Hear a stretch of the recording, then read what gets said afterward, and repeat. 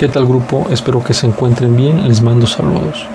El día de hoy comenzamos con el índice de desarrollo humano, que es nuestro tema, y lo vamos a observar desde la perspectiva teórica, es decir, cuál es su origen, qué elementos lo componen, de qué trata, y vamos a observar cómo está vinculado con temas que hemos visto con anterioridad, es decir, con el de la calidad de vida, con el tema también de la desigualdad, de la distribución de la riqueza, pero sobre todo vamos a identificar cómo una cosa es desarrollo humano y otra cosa es calidad de vida. Para eso primero hay que identificar el concepto.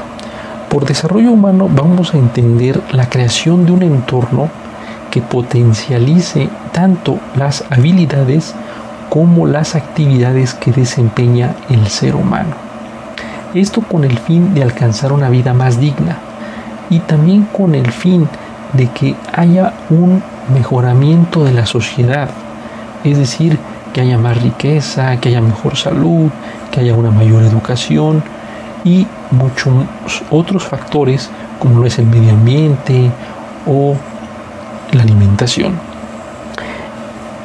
El índice de desarrollo humano, como su nombre lo indica, pues es un instrumento que nace a través del PNUD, que es el Programa de las Naciones Unidas para el Desarrollo.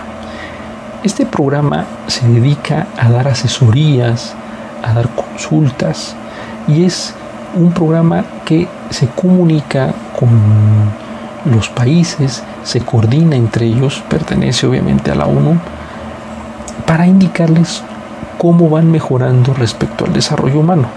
Y uno de los personajes detrás de este índice de desarrollo humano es Amartya Sen, es un filósofo y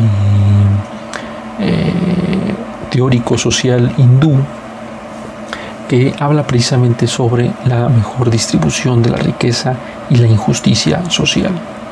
El objetivo del índice de desarrollo humano es, como lo indica la lámina, medir el progreso entre los estados a nivel mundial, pero también entre entidades federativas que pertenecen a un país y los municipios. Vamos a observar ahí, por ejemplo, cuál es el estado que guarda el índice de desarrollo humano a nivel mundial. Como ustedes observan, aunque esto lo vamos a especificar mañana con mayor énfasis, en verde observamos los países con un índice más alto, en amarillo los índices con un índice mediano y en rojo los países con un índice de desarrollo bajo, que son los países de África sobre todo.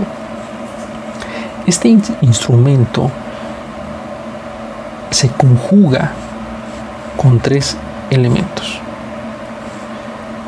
Son la educación, la salud y lo económico. Ahí en la lámina observan que es la longevidad de las personas, que es lo que tiene que ver con la salud, o sea, cuántos años promedia un humano en vivir, el nivel de ingreso que tiene que ver con la economía, y lo vamos a ver aquí más claramente. Nos dice, los componentes del índice de desarrollo humano pues son la salud, el conocimiento y el bienestar material. Para ello, ustedes se preguntarán cómo vamos a medir cada uno. Pues bueno, lo vamos a hacer de la siguiente manera. La salud se va a medir a partir de la esperanza de vida del ser humano.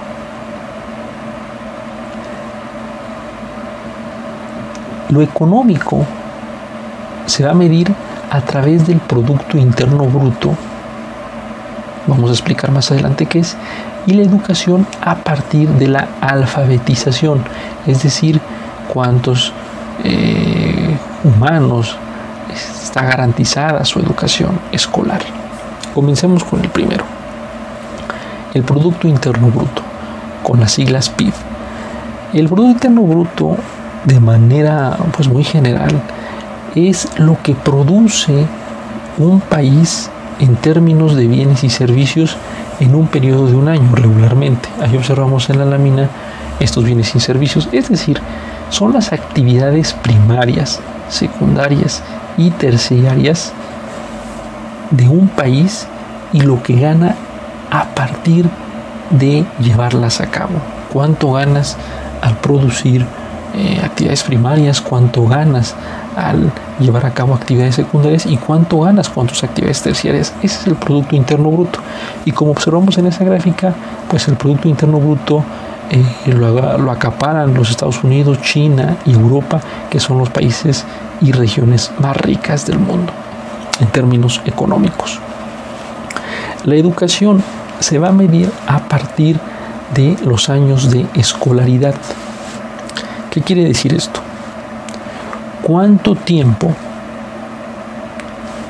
tus habitantes obtienen educación? No en horas, me estoy refiriendo en años. Es decir, ¿cuántos años permanece un humano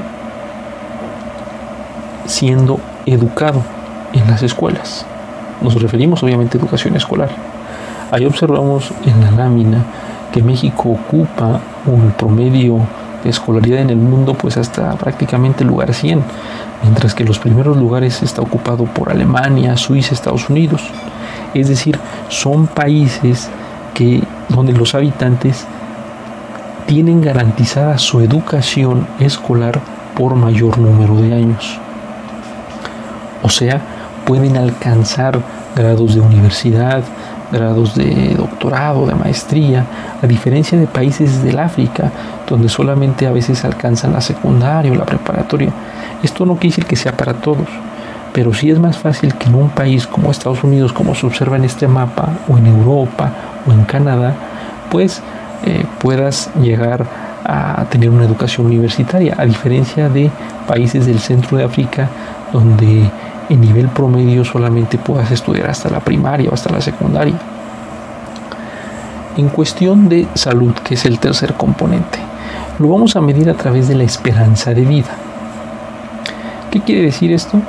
Pues, ¿cuál es el número de años que un humano vive dependiendo del territorio en el que se desarrolla? Es decir, ¿cuáles son los años que en promedio alcanza un habitante? Entre más alto sea el número de años, pues obviamente hay mejor esperanza de vida. Por ejemplo, ahí observamos cómo los países con más alta esperanza de vida son Japón, Suiza, España, sobre todo europeos, y los países con menor esperanza de vida son africanos. Observamos que Japón rebasa los 80 años en promedio por habitante. Esto no quiere decir que todos los habitantes al pasar los 80 años se mueran, no. Significa que es más factible que alcancen una edad avanzada, que alcancen a vivir más en países como Japón.